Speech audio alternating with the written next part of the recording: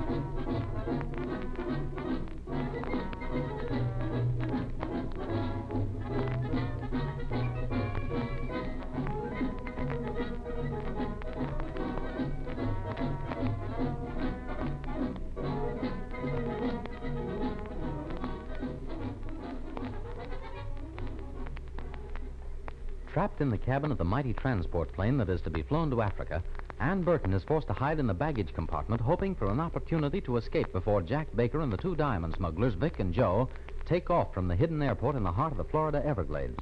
But the sudden appearance of an Aircat speed plane piloted by Radio Inspector Art Morrison and carrying as passengers Aunt Hattie and Zeb Abercrombie, who is also on the trail of the smugglers, causes the gangsters to take to the air immediately with Ann as an unwilling passenger. Meanwhile, Zeb, not knowing that Ann is a stowaway in the transport, has parachuted to the ground in the hope that he will be able to find her and lead her to safety. Above, Morrison and Aunt Hattie, seeing the hurried departure of the transport, cruise about in order to pick up some signal from Zeb after he lands. Listen.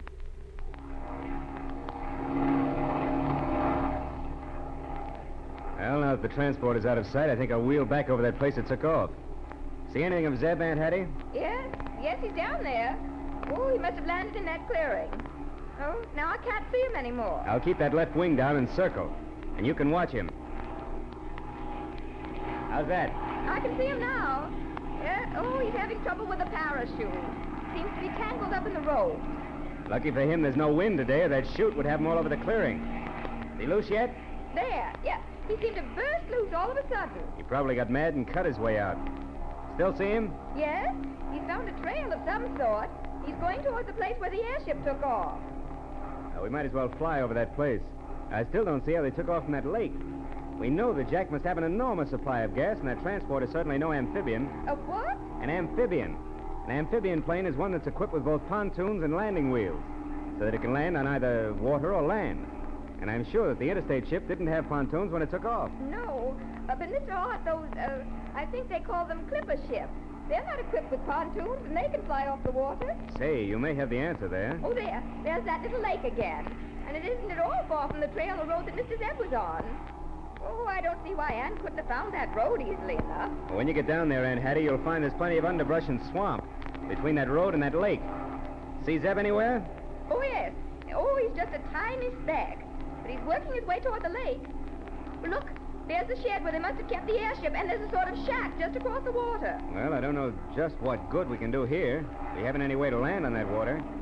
I suppose Zeb will get back to the road and make his way back to the emergency field like he did before. But, Mr. Art, couldn't we land on one of those open spaces? Hardly. Most of those open spaces are very swampy. Our landing gear would bog right down to the fuselage. Oh, and I suppose we might as well drop some sort of a note to Mr. Zeb so he can bring Ann right straight to the field. That is if he finds her. Say, isn't that someone coming out of that barn or shed or whatever it is? It looks like it.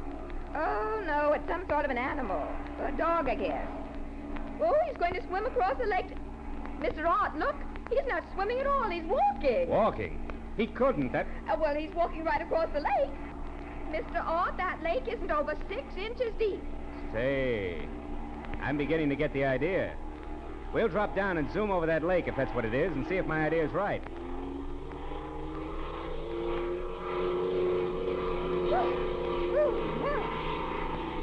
nearly took my breath away. The way you dropped down there. Yes, and certainly scared our little friend the dog. Look at him go, right down the middle of it. Say, that water's the same depth all the way. That's it, all right. I'm afraid I don't understand just what it's all about, Mr. Art. I think, Aunt Hattie, that we found out how those boys have been able to keep the location of their landing field a secret from the ships that fly over.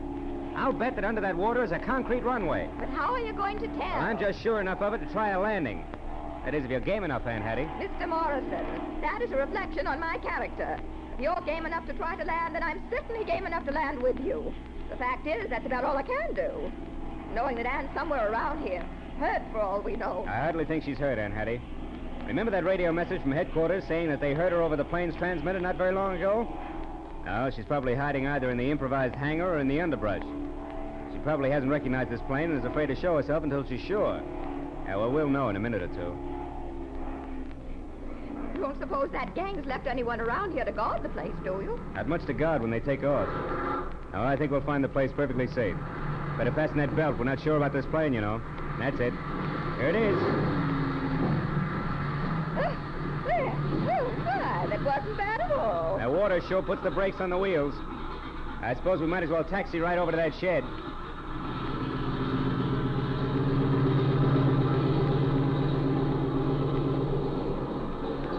That door over dry ground? Oh, yes. Yes, it's 6 or 8 feet from the edge of the water. Okay, might as well open up. We'll have a look around. Just a second. I'll climb down and give you a hand.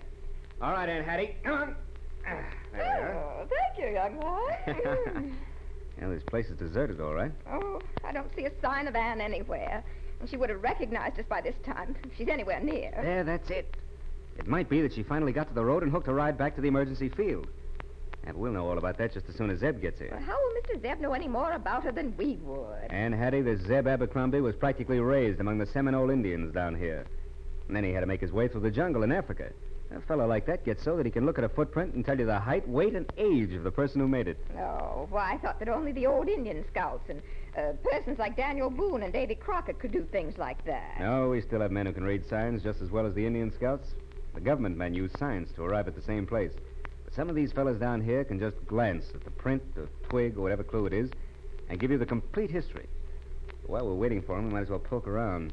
Suppose we start with the shed, Well, about the only signs here that I can read are that someone must have used a motor car to haul that big airship out of the shed. See? There. There are the tracks leading right up to the door, and then back to the water. Say, that's all right, Aunt Hattie.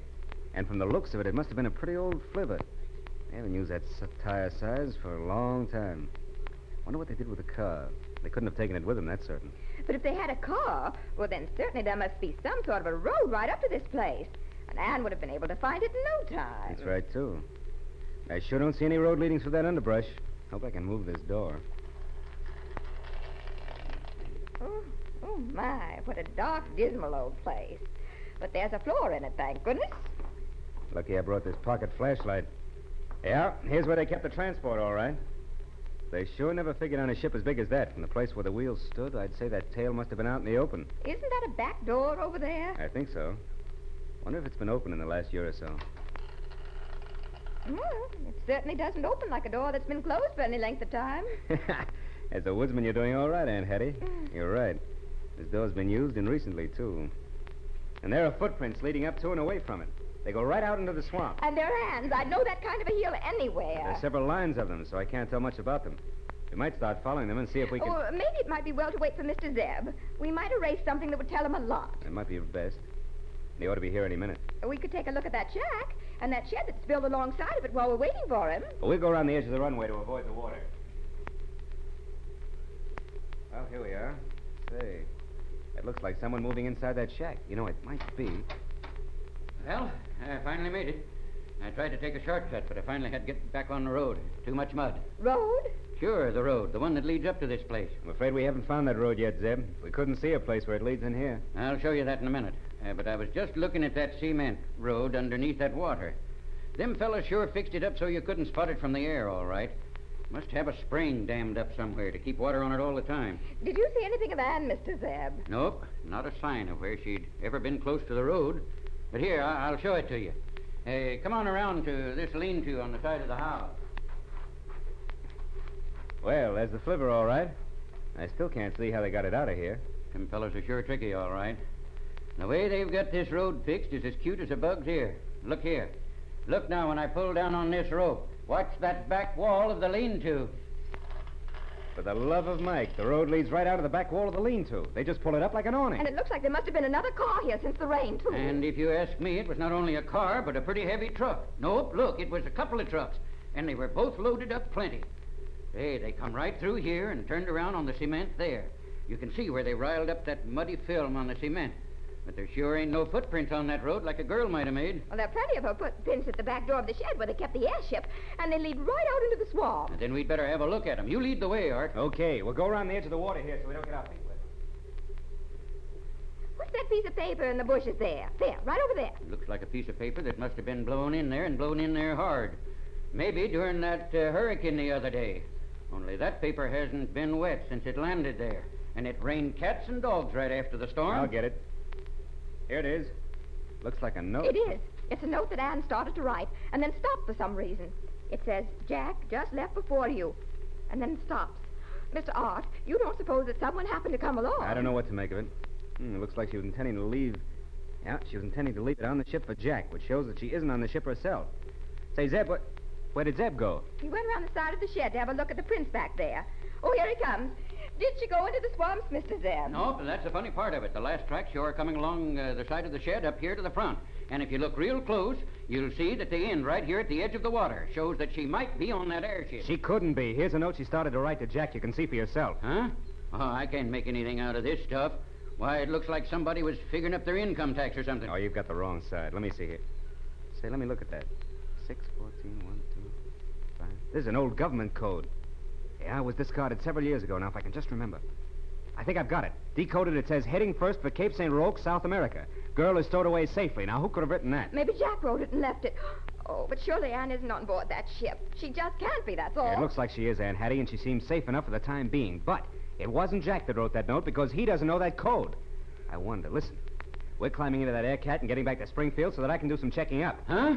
Looks like when you join up with airships to catch crooks, all you do is jump into them and then jump out of them. In you go, Miss Jackson.